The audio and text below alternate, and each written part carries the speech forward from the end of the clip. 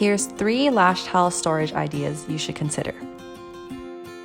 LASHMAKERS 10 towel lash box is the most expensive option, but for a good reason. This lash box comes with everything you need. It's compact and minimalistic, which makes you feel more organized. Each towel is small and lightweight.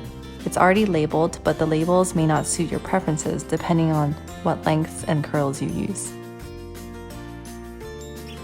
For the Revelation acrylic lash palette, you'll have to purchase each towel separately. Each towel comes with its own individual covers. It has 10 printed guidelines for each strip. The guidelines aren't labeled, so you can decide how you want to organize your lengths and curls. It's very lightweight, which may not be for everyone if you like heavier tiles. This tile is the heaviest out of the 3. Because the tile is heavy duty, it's more prone to scratch surfaces like the storage case that you put it in. It's the most affordable option, but it does require you to put it together. Check out our DIY video if you want to try it yourself.